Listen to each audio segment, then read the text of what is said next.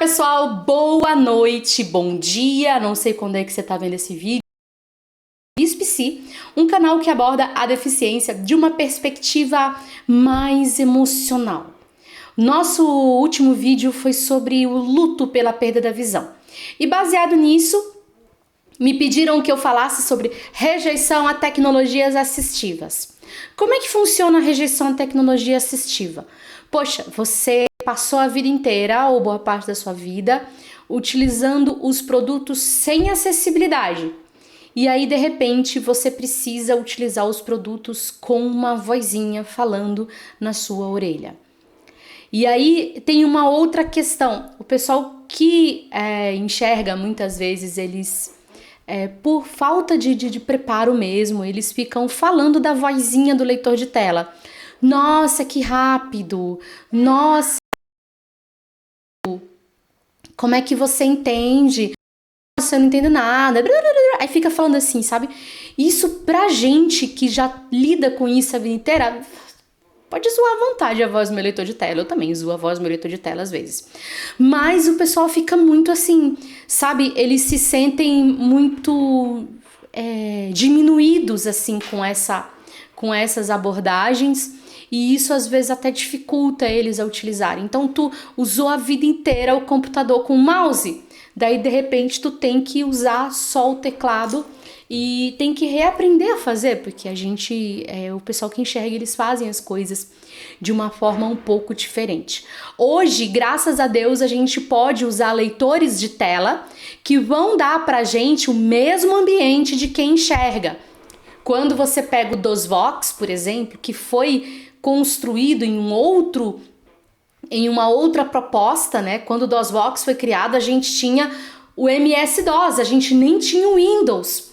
Então o DOSVox, ele coloca uma tela diferente e você não vai usar os mesmos programas que quem enxerga. Você vai usar o Edivox em lugar do bloco de notas, você vai usar, enfim, o VoxNew, Google Vox, tudo com Vox no final. E basicamente são telas, são programas especializados para quem não vê. Hoje, isso não está mais tanto em uso. O que a gente usa hoje? A gente usa o leitor de telas. O leitor de telas é um programa que ele vai ler o conteúdo da tua tela e vai transformar esse conteúdo em voz. Então, quando eu faço esses vídeos para vocês, por exemplo, né, eu faço com total autonomia. Eu abro o OBS Studio, que é um aplicativo que muita gente usa, e eu adiciono a fonte de captura de imagem, né, da imagem da minha webcam, e eu clico em iniciar gravação, que é o que um monte de gente usa. Então, não é uma experiência diferente. Mas mesmo assim, para quem perdeu a visão há pouco tempo, isso é uma experiência ruim. Então, antes da gente falar de soluções, vamos entender por que é uma experiência ruim. Quando a gente tem a aquisição de uma deficiência, ou seja, eu não tinha deficiência nenhuma, de repente eu tenho uma deficiência, a gente passa a fazer parte daquelas pessoas que são entendidas socialmente como defeituosas. E isso abala muito o nosso emocional. Isso é como se fosse assim, caindo na cabeça da gente. E a gente quer ao máximo tentar ter a vida que a gente tinha antes. Tentar ter o mundo que a gente tinha antes. Tentar ter as experiências que a gente tinha antes. Eu lembro que eu tive o privilégio de atender uma mãe que ela tá em processo de perda da visão e ela falava pra mim, olha, isso aqui eu não consigo fazer porque eu não enxergo. Eu falei, não, você não vai fazer isso com o olho, você vai fazer isso com a mão. Então uma coisa que pra gente é assim tão natural, pra quem acabou de fazer a visão não é. Ela tá num processo de aceitação muito mara. Ok, eu vou fazer isso usando a mão. Mas tem muitas pessoas que não completam a sua reabilitação no aspecto da tecnologia porque elas se sentem mal em relação a isso. Quando eu vou usar o computador e eu tenho que ter um NVDA falando na minha cabeça, quando eu vou usar o celular e de repente eu tenho um leitor de telas falando na minha cabeça e aquilo chamando a atenção, Eu tô com um estigma daquilo que me falta. E isso é triste. É uma experiência ruim. Não importa que milhares de pessoas usem isso e adorem isso. Eu faço parte de vários grupos de pessoas com deficiência e a gente vibra, a gente exulta quando chega a atualização, quando chega a voz nova nos leitores de tela, o que é mais comum no Android. Nossa, a gente fica assim, a gente quer instalar a voz para amanhã. Isso pra gente, para ontem, né? Isso pra gente é motivo de alegria, de satisfação. Mas para quem acabou de chegar nesse universo, é motivo de segregação. Eu agora não tô mais no mundo das pessoas, aspas, normais. Por isso que eu pego tanto nessa questão. Olha, a pessoa com deficiência é uma pessoa normal. A gente vive de uma forma diferente. Porque isso, em relação a nós, diminui o capacitismo. Mas em relação ao resto da sociedade, caso alguém algum dia torne-se uma pessoa com deficiência, diminui o baque, né? A diminuição do capacitismo não é bom somente para quem tem a deficiência já. É uma salvaguarda para quem de repente possa no futuro adquirir uma deficiência ou para quem possa no futuro ter alguém com para ajudar essa pessoa a voltar a viver. Se você sentir que ela não é mais um homem completo, que ela não é mais uma pessoa completa, um jovem completo, uma criança completa, que ela não tem mais um futuro pela frente, aí você pode, de repente, mesmo sem querer, tornar-se um problema para a pessoa que você ama, além do problema que ela já está enfrentando. E aí, como é que a gente pode lidar com essa questão da aversão à tecnologia? Para quem não tem noção da questão do leitor de tela, eu vou pedir licença para mostrar o meu celular. Eu uso a cortina de tela ativada. Deixa eu ver se eu vou conseguir desativar. Ó. Tela inicial 1. Cortina desativada. Meu brilho é muito baixo. Mesmo quando eu tenho um resíduo visual. Opção play desativa. E eu tô tentando... Cortina ativada. Não, minha cortina realmente tá com... Vocês não vão conseguir ver a tela. Mas isso aqui é um S20. Eu tô usando o G-Shu, que é um leitor de tela chinês. Tô usando uma voz da Ivona, né, em português, que é o Ricardo. Traduzir. Velocidade de fala. Vou diminuir aqui a velocidade aqui pra vocês verem, ó. 65, 60. Traduz padrão. Pronto, ó. Agora eu vou rolar um pouquinho pelos aplicativos para vocês ouvirem o som de como que é. Apps. Assistente. Audiolab. Screen Recorder. Bateria e som no Bixby. Bixby Vision. Blocada 5. Bug Jagger. Calculadora. Calendário. Câmera. Carteira. Casa do Google. Casa do Saber. Amo a Casa do Saber. Configura contatos. Contatos. Despertador. Amo despertador. Documentos do Google. Drive Sync. Evernote. Expelir água. Facebook, Messenger que mudou de nome, Family Link para monitorar as crianças. Fotos. Tá? Então aqui eu tenho, ele vai falar tudo. Tô rolando a tela pra cima, né? Tô puxando pra baixo agora, ó. Quando vai pra baixo tem um barulho diferente, só foi besteira que eu coloquei, eu achei bonitinho. Início botão. E eu uso mais rápido que isso no dia a dia. 65, 70. Eu uso mais ou menos aqui. Início botão. Tá.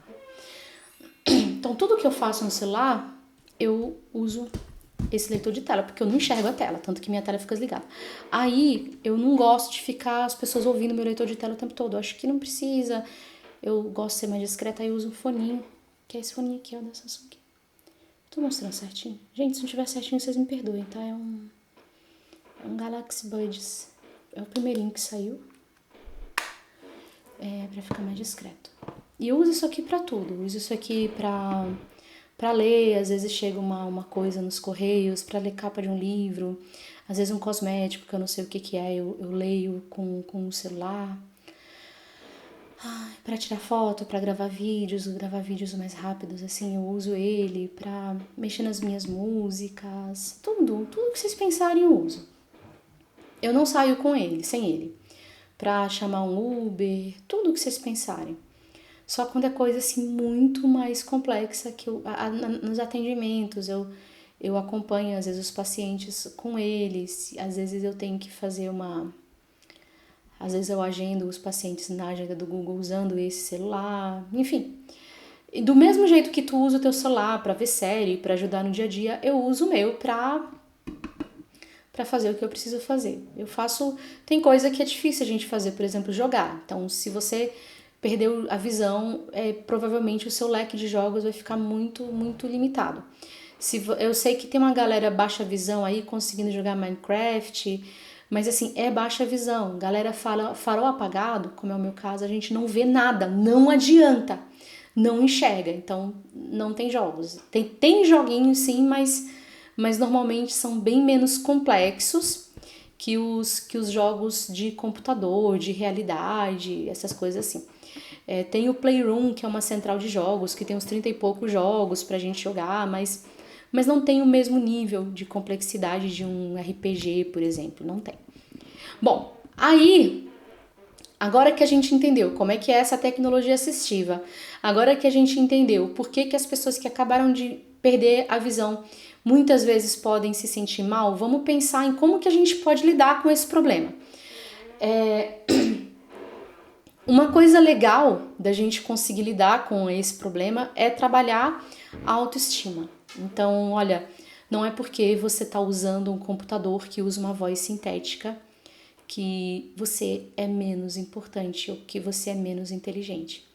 Então, quando eu uso um NVDA, que é o leitor gratuito e é o leitor mais utilizado no Brasil atualmente para produzir um vídeo, isso não faz de mim menos capaz de produzir um vídeo. É claro que se eu enxergasse, eu certamente poderia, por exemplo, colocar thumbnails em todos os meus vídeos, né? É claro que sim.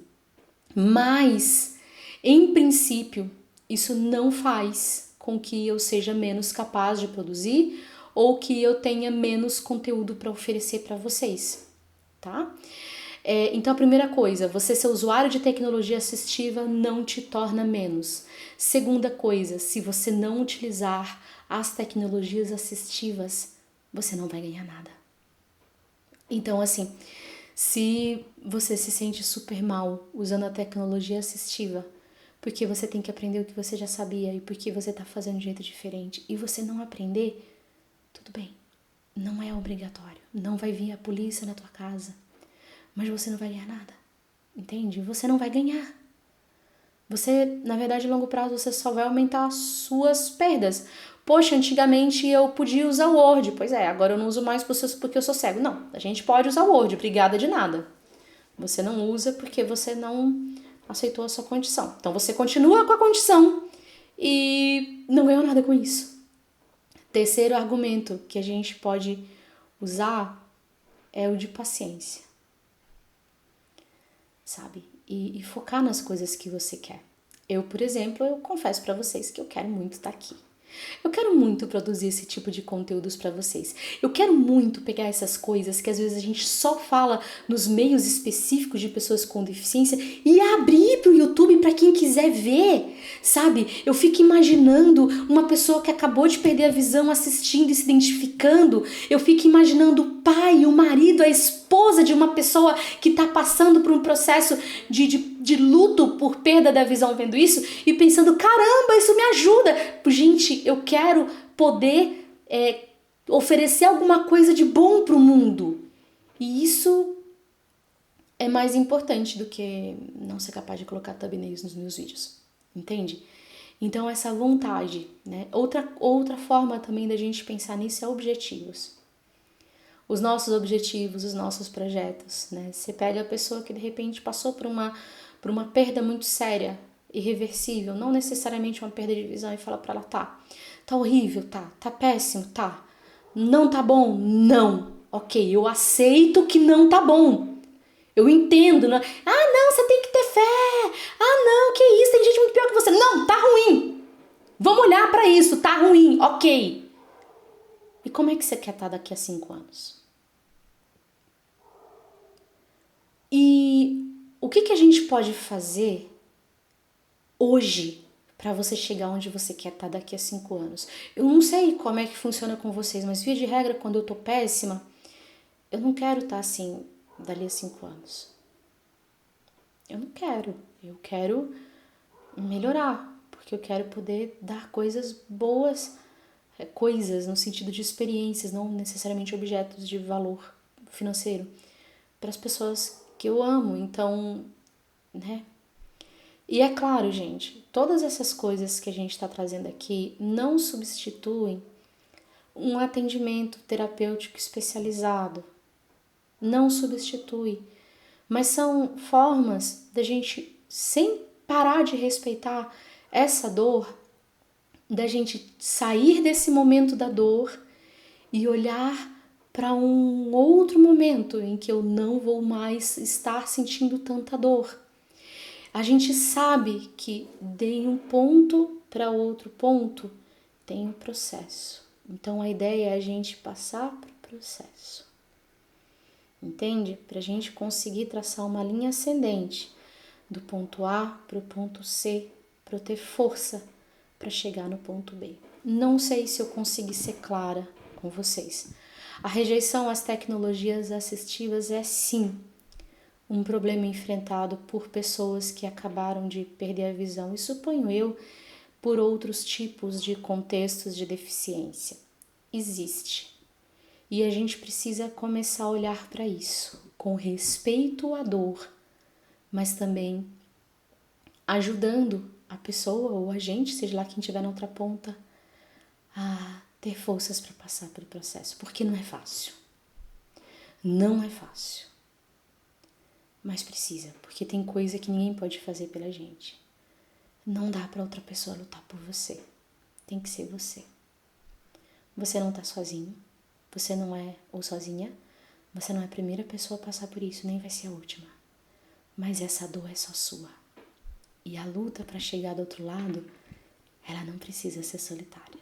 Encontra tua tribo, faz tua rede de apoio e vamos lutar juntos, tá bom?